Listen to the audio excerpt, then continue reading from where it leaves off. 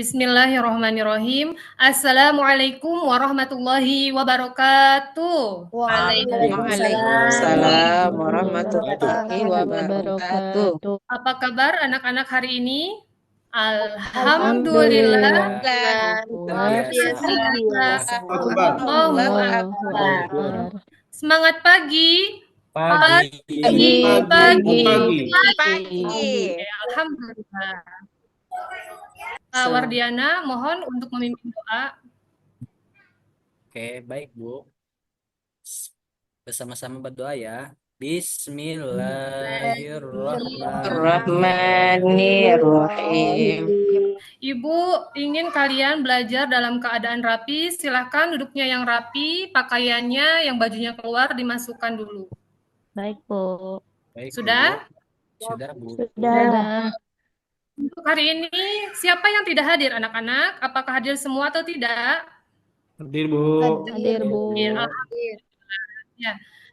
Alhamdulillah kita hari ini belajar dengan anggota kelas yang komplit. Ya, mudah-mudahan kalian bisa memahami pelajaran di hari ini. Nah, anak-anak, masih ingatkah kalian tentang pelajaran di sebelumnya? Enggak, Bu. Masih, lupa lagi? Ya. Sebelumnya kita sudah belajar mengenai Quran surat Al-A'la, di mana di situ menjelaskan tentang kekuasaan Allah dalam menciptakan sesuatu yang ada di dunia. Nah, hari ini juga kita akan membahas mengenai ketetapan Allah atau indahnya ketetapan Allah Subhanahu wa taala. Ya.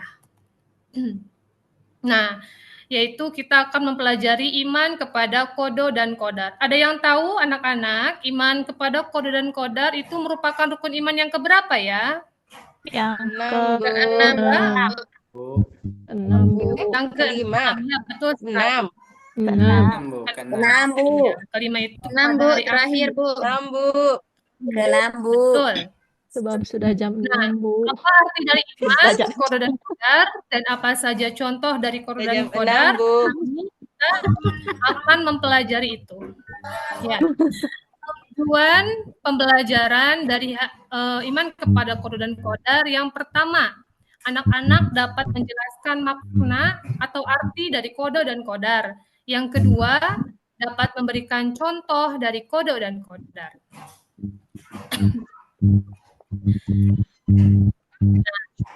Nah, di sini lihat, apa itu iman? Ada yang bisa menjawab apa itu iman? Coba, Ananda 4. Ya, iman itu apa ya? Iman itu artinya yakin atau percaya. Iya, betul sekali.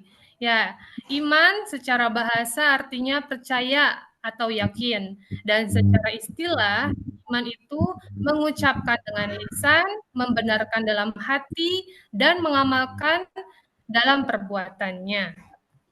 Selanjutnya, kodo. Apa itu kodo? Kodo menurut bahasa berarti hukum, ketentuan, ketetapan, kehendak, pemberitahuan, dan penciptaan. Sedangkan menurut istilah, kodo merupakan ketentuan atau ketetapan Allah Subhanahu wa taala terhadap makhluknya sejak zaman ajali. Jadi kodo itu merupakan ketentuan yang sudah ada setelah lahir. Ya, sedangkan qadar secara bahasa artinya kepastian, peraturan, dan aturan. Sedangkan menurut istilah, qadar merupakan perwujudan dari kodo atau ketetapan Allah Subhanahu wa taala yang telah terjadi pada makhluknya dalam kadar tertentu sesuai dengan kehendaknya. Kadar juga sering disebut dengan istilah takdir.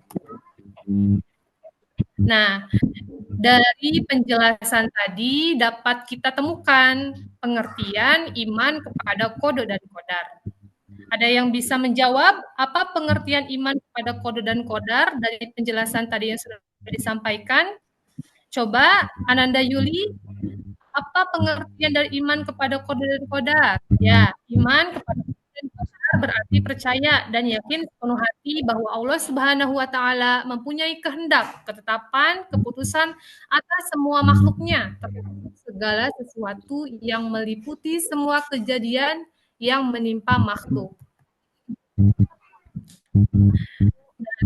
Maka kalian berpikir, kenapa di dunia ini ada manusia yang kaya dan ada manusia yang miskin, ada juga manusia yang berkulit putih atau berkulit hitam. Nah, itu semua merupakan ketetapan atau keputusan Allah Subhanahu wa taala. Di sini ada dalil tentang kode dan qadar, yaitu Quran surat Al-Hadid ayat 22. Coba Ananda Evi, tolong dibaca Quran surat Al-Hadid ayat 22. Ya, Bu. Bismillahirrahmanirrahim. Ya, Bu. Ya, bagus sekali. Ya, Quran surat Al-Hadid ayat 22 itu memiliki arti setiap bencana yang menimpa di bumi dan yang menimpa dirimu sendiri, semuanya telah tertulis dalam kitab Lauhul Mahfuz sebelum kami mewujudkannya. Sungguh yang demikian itu mudah bagi Allah. Nah, anak-anak coba perhatikan, ini ada gambar apa ya? Nih, lihat. Tuh, dari gelap, Siang dan malam. Pergantian malam ke. Ya, itu merupakan video atau kutipan video pendek mengenai pergantian siang dan malam, atau pergantian malam dan siang. Ya, itu merupakan salah satu contoh dari kodo. Nah, contoh kodar. Ada yang bisa menjelaskan gambar apa ini? Itu Bu, sedang belajar Bu. Iya, sedang belajar. Terus sampingnya apa itu? Nanti Mendapatkan dapat juara Bu, mendapatkan. prestasi. Ya, betul sekali. Beri tepuk tangan dulu. Untuk siapa tadi yang menjawab?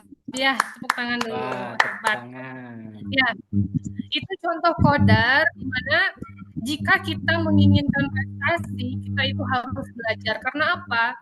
Kehendak tersebut bisa kita capai karena kitanya ikhtiar, karena kitanya belajar dengan sungguh-sungguh, akhirnya kita bisa mendapatkan juara, bisa mendapatkan piala ataupun medali dari usaha kita, yaitu belajar dengan sungguh-sungguh. Ibu ini akan membagikan gulungan kertas kepada kalian yang berisi stroberi, mangga, apel, dan nangka. Enaknya, Nanti Bu. kalian ambil ke depan, setelah itu kalian buka. Silahkan kalian lihat gambar apa yang kalian dapat, kemudian duduk bersama teman-temannya ya, misalkan stroberi dengan stroberi lagi. Silahkan kalian berkelompok sesuai gambar yang kalian dapatkan. Ya, sudah? Ya, Bu. Ya, sudah. Ya. Sudah, Bu. Selanjutnya, Ibu akan membagikan LKPD. Di sini kalian silahkan diskusikan. Di dalam LKPD itu terdapat identifikasi masalah ya. Nah, silahkan kalian diskusikan. Dan selanjutnya ada LKPD yang kedua, yaitu mengenai peta konsep tentang iman kepada kode dan kodar yang sudah kita pelajari tadi. Silahkan Ibu beri waktu 15 menit cukup. Kelompok stroberi maju ke depan. Sudah? Ya, beri tepuk tangan untuk kelompok stroberi.